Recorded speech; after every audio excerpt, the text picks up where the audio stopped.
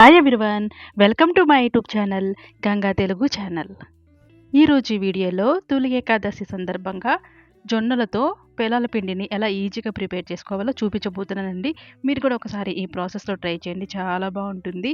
ఇది మన అమ్మమ్మల కాలం నాటి అమ్మమ్మలు ఎలా తయారు చేస్తారో అలా తయారు చేసామండి, చాలా బాగుంటుంది. ఒకసారి ఈ విధంగా ట్రై చేసి చూడండి. 1 కేజీ పచ్చజొన్నలు తీసుకున్నానండి. చూడండి, వీడియోలో ఏమో అలా కనపడుతుంది కానీ పచ్చజొన్నలండి. వీటిని శుభ్రంగా మనం చల్లించుకోవాలి. ఏమన్నా మనకి రాళ్ళు అలా ఉంటాయి, వీటిని శుభ్రంగా చల్లించుకొని ఈ విధంగా తీసుకోవాలి. ఇప్పుడు వీటిని మనం ఫ్రై చేసుకుందాం.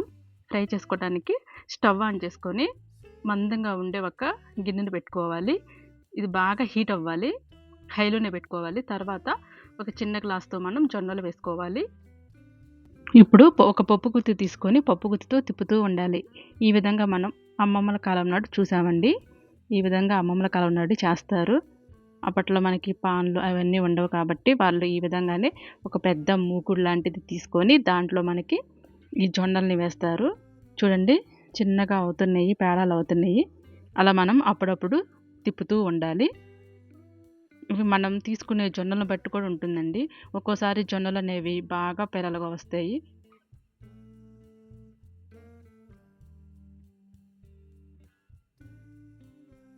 చూడండి, పాప అవుతున్నాయి.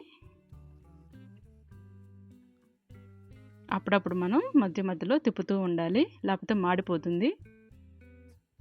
చూసుకొని తిప్పుతూ ఉండాలి.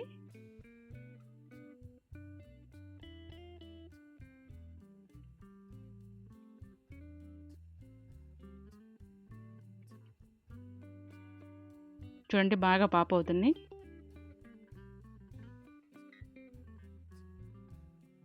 చూడండి, చక్కగా పాపేని ఇప్పుడు మనం ఒక ప్లేట్లోకి తీసి పెట్టుకున్నాం. కొన్ని ఎందుకంటే కాలేదు చెప్పాను కదండి, మనం తీసుకున్న జొన్నలను బట్టి ఉంటుంది. ఇప్పుడు మనం ఇంకా మిగిలినవి కదా, అవి కూడా మొత్తం పాప్ చేసుకుందాం. చూడండి, మిగిలిన జొన్నలను కూడా వేసుకొని ఈ విధంగా అన్నీ పాప్ చేసుకోవాలి. మొత్తం ఇలా మొత్తం పేలాల్లాగా తయారు చేసుకోవాలి. చూడండి, ఈ విధంగా మొత్తం పేలాల్లాగా చేసుకోవాలి. ఇప్పుడు 100 గ్రాముల దాకా దోసకాయ ఇత్తనాలు ఉంటాయి కదా, దోసకాయ ఇత్తనాలు తీసుకోవాలండి. ఇప్పుడు మనం వాటిని కూడా ఫ్రై చేసుకోవాలి, మంచిగా ఫ్రై చేసుకోవాలి. ఈ దోసకాయ ఇత్తనాలు వేయడం వల్ల టేస్ట్ అనేది చాలా బాగుంటుంది.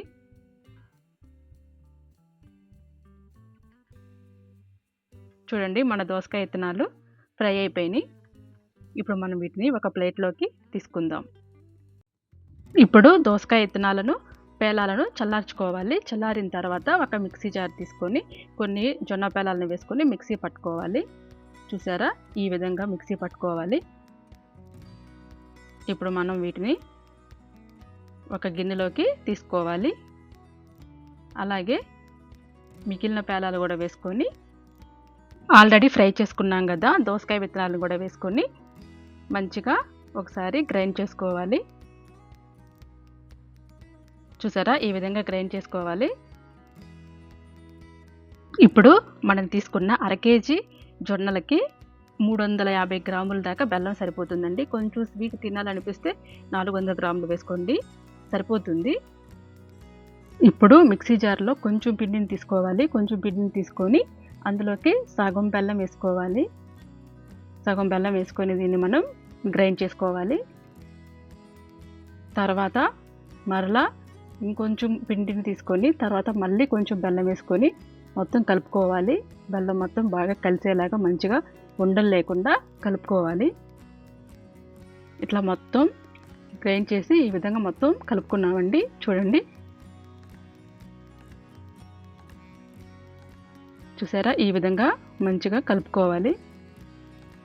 మనం ఎంత కలిపినా కానీ బెల్లం అనేది అక్కడక్కడ ఉండలుగా ఉంటుంది. ఉండలు లేకుండా మరలా ఒకసారి మిక్సీ పట్టుకోండి, అప్పుడు ఉండలు అనేది ఉండదు. అంతేనండి, చూసారుగా, జొన్నలతో పేలాల పిండిని ఈజీగా ఎలా ప్రిపేర్ చేసుకోవచ్చు. మీరు కూడా ఒకసారి ఈ ప్రాసెస్లో ఈ తొలి ఏకాదశి నాడు ప్రిపేర్ చేసుకోండి, చాలా బాగుంటుంది. టేస్ట్ అయితే చాలా బాగుంది. మీరు కూడా ఒకసారి ఇలా ట్రై చేసి చూడండి.